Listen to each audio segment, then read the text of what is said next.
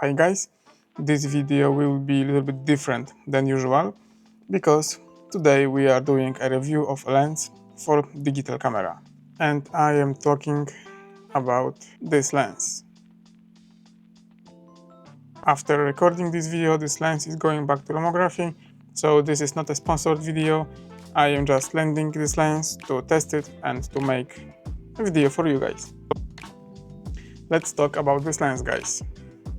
This lens is called, I hope I pronounced it right, Nour Triplet V or 5. This is 64mm lens with f2.0. The main feature of this lens is the bokeh control. As you can see here, we have soft, classic and bubble. This control is possible by changing the aberration. So we have 3 steps or types, or let's call it modes. So we have 3 modes. There is a soft, then we can change it with a click. You hear it? I hope you hear it. Wait. When I go back to classic, I hope you can hear it. So when you go to classic from soft or from bubble, you can hear the satisfying click. So you know you are in the classic mode like every other lens. So this is our base setup, and on this setup lens behave like any other lens, just with a different focal length. Then if you want a dreamy type of look, you can use it on the soft. In this setup, photos are very dreamy. The look of it is like if you used, I don't know, very high density mist filter, even 2 of them stuck together. And when you go to bubble, the pictures are the most sharp, I think, and you have like bubbly bokeh in the background. The aperture of this lens is from, it's from 2 until 16. One big thing about this lens, when you change the mode, as I used to call it, so when you change the mode, focus ring have infinity in different places. So for example, here we have infinity for bubbly bokeh, and when I turn the lens, we have infinity for soft. Let's do soft first. Okay, wait. Okay, nice.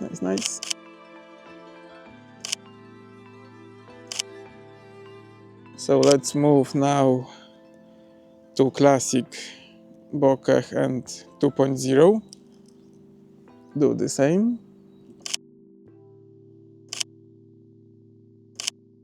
So let's stop one more time and let's try bubble. So we have bubble and we go 2.0.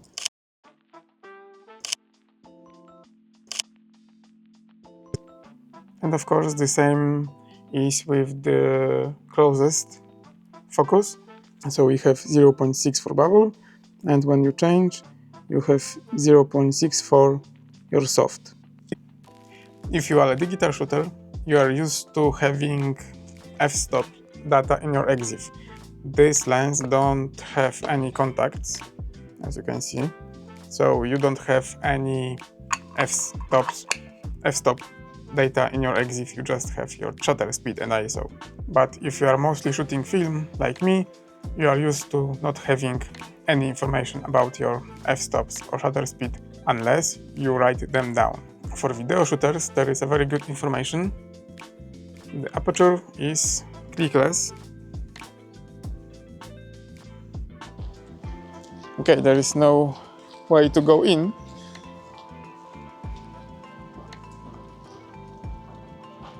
But you can stand here, like this.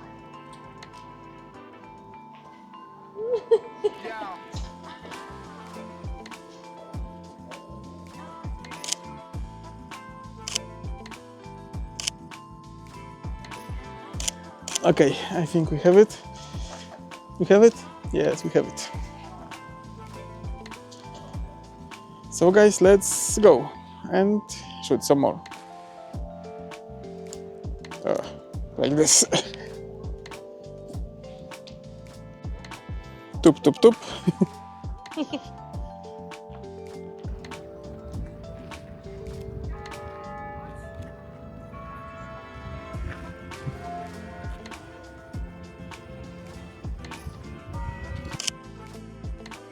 Honestly, I don't like this clickless feature of the aperture ring because I am used to having aperture ring and focusing ring in different positions on my DSLR lenses. So for first few minutes shooting this lens, I was changing f-stops instead of focusing it.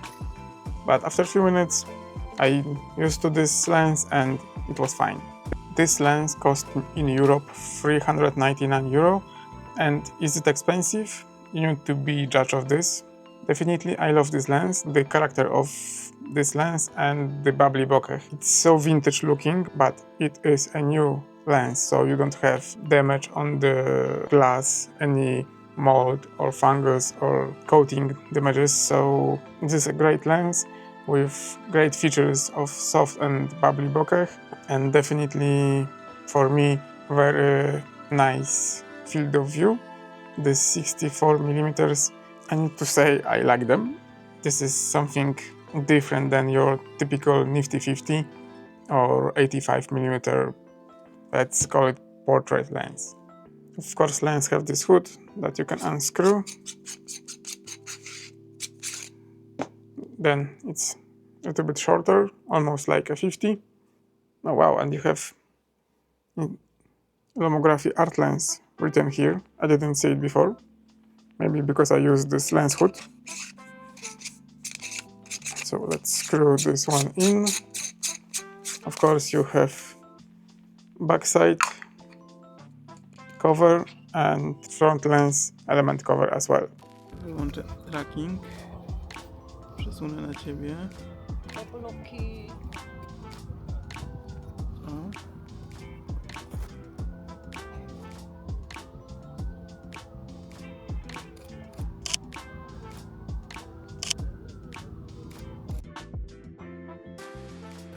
Ja tam jestem?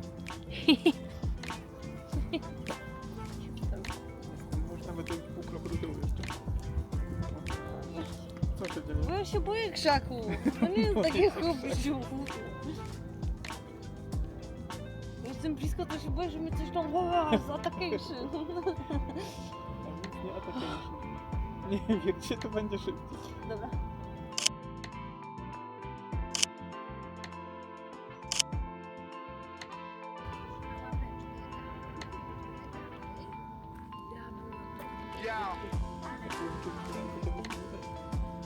Jesteś mało istotny. Wystawię, że tam latasz.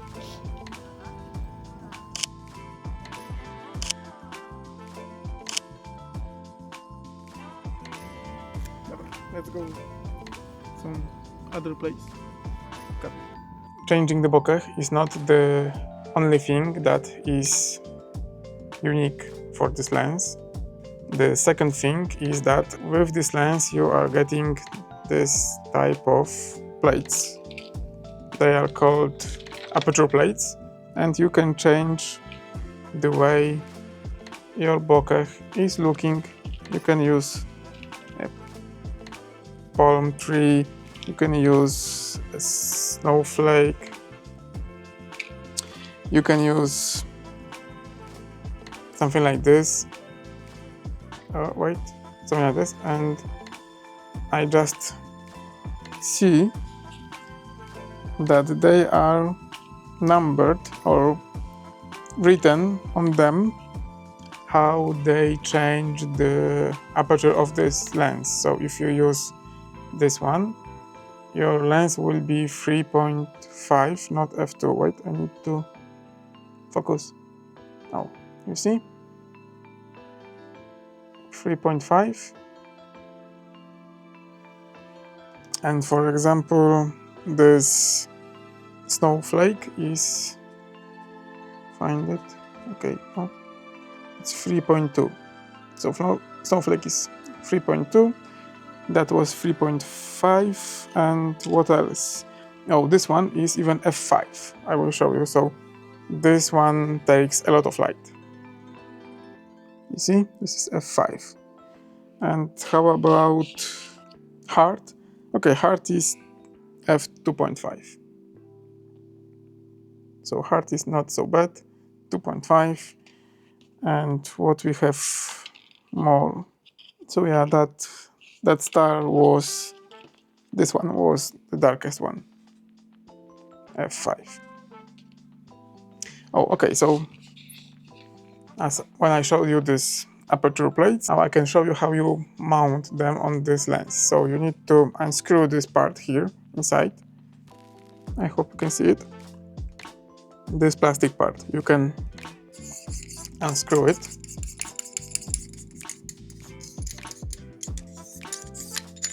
Like this. Then you take, for example, your snowflake aperture plate, and there is a notch, or is it a special screw inside? So you align this small gap with this screw, you put it inside, and you screw this in. Sorry for that noise, someone wrote me an SMS. Okay, you screw it in, and now your aperture looks like this. Of course, you can unscrew it and use another one. So let's unscrew it like this, take this out, and for example, let's use a star or a palm tree. Oh, okay, I want to use a palm tree, so let's put it in. You need to be careful not to scratch your glass inside. You put the ring. Oh, yeah, this is not easy, so I can imagine doing it on the streets. It could be pain, but it's definitely doable. So, okay, you can do it. Okay, I have the palm tree, and now your bokeh will look like a palm tree.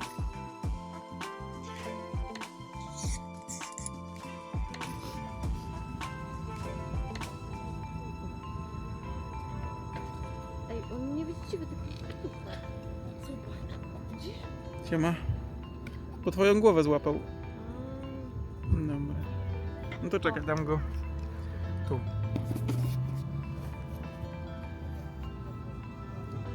Coś tam nie może widać, ale nie musi.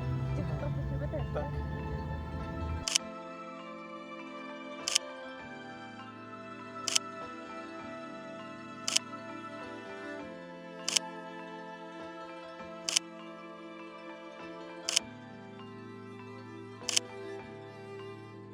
I think photographers that shoot family portraits would love this feature with these aperture plates, so they can use it on background when they have, for example, Christmas tree with lights or some other thing in the background. As we recently discovered, these plates can take 1 or even more f-stops of light, so you need to remember about this when you use these plates. So going back to this lens is definitely an art lens for a portrait shooter. For example, I like to shoot portraits and I love this lens. I love it very much. I think I will even buy a copy for me. I hope they have it for example, Nikon F mount, so I can use it with film. Then it would be great lens, but using it with my Sony camera is even better. The focus peaking is better than split prism or something like this. So yeah, using this on modern digital camera is very nice. I forgot to tell you that this lens can be bought in different form, I mean different looking, because this one is black and it's probably made from aluminium, and you can buy the brass version which looks like brass. For the first look, when I talked with Lomography, I wanted a brass version, but now when I use this lens, I think I even prefer the black version. It's more stealthy than the brass. As you know guys, Lomography is not only making lenses and cameras, they as well are doing film. So thank you guys for watching, see you in the next one, and remember to shoot film. Bye guys.